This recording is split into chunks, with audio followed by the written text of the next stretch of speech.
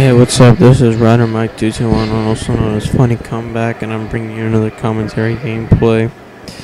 This is a 5-lap race at Grandview on the Honda CRF250. It's the all-time AI difficulty.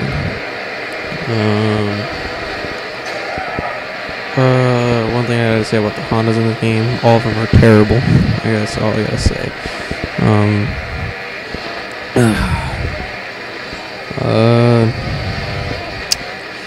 The Honda 450 is probably the worst 450 in the game. The Honda 250 is probably the worst 250 in the game, and the 125 is almost the worst. And the quad is by far the worst quad you can get in the game.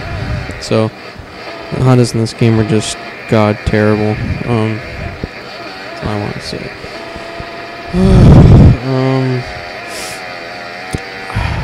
So, if you guys have been reading the forums lately, THQ is shutting down its doors, shutting down the doors in the THQ Phoenix, Arizona, which is basically Rainbow Studios, which it's the entire dev team for, you guessed it, MX vs. ATV Alive and every other MX vs. ATV game. So what does this mean? Well, if you read the article that they posted and the thread that THQ MotoX wrote,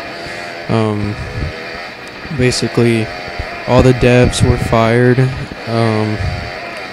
and there's no longer gonna be any production of the MX vs. ATV series development, new game, or any more DLC downloadable content by THQ. So they said something about the best has not even come yet. So I mean, who knows? Maybe THQ will sell the name to a company that's far more capable of making a far better motocross game than what THQ's pile of shit can put together. Like maybe Codemasters, aka the makers of Dirt 3, or Turn 10, aka the makers of Forza, and well, obviously that Black Bean FIM World Championship game coming in the third quarter of 2011 will be good, but there's like hardly anything out there right now for it.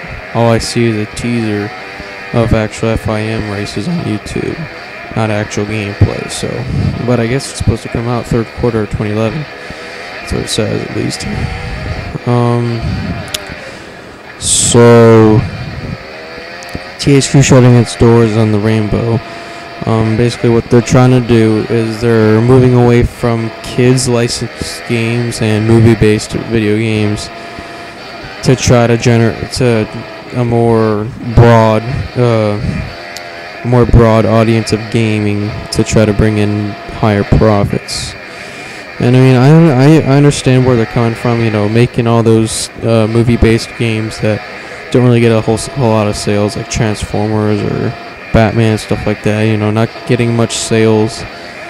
And you know, kids-based games, like I said, you know, you're not making much money off of that. But the MX vs. ATV series, I mean, it's not kids-based or movies-based, but I still understand where they're coming from, because the MX vs. ATV games, it's a very narrowed audience. Like they've only sold about 220,000 copies of this game worldwide. I think it's like 130,000 for Xbox and like 90,000 for PS3. So they really didn't make a whole lot for this game.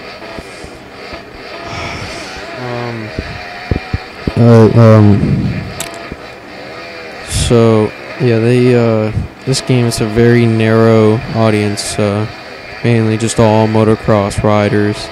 You know, it's about, you know, 85% motocross riders, 15% random people who don't know a thing about the sport but think it's cool because it's got dirt bikes. But so I do understand where they're coming from, but first of all, THQ, I mean, I don't know if they were expecting a high turnout for this game, period, because they kind of really limited the devs, like, because, you know, all the guys who make this game, the dev team, you know, they want to make it better, but THQ is telling them what needs to be done, how it's going to be done, and if you don't get it done this way, you don't get paid.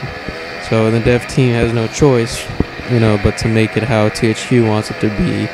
Whereas the dev team, they probably, I would totally assume that the dev team themselves probably wanted, more tracks, better quality tracks, and stuff like that. And I'm sure they probably wanted to adjust the problems, but THQ themselves, the guys, higher up, probably didn't care much. So, in the fact that they released this game for $40, had 10 national tracks and 4 worthless short tracks, and then 2 worthless free rides, plus Stewart Compound, which is the only good one. But again, that's probably not what the dev team wanted. That's what the higher ups THQ wanted. And holy shit, this is the end of my commentary. I guess I'll see you guys later. This is Rider Mike 221, also known as Funny Comeback, and I am out.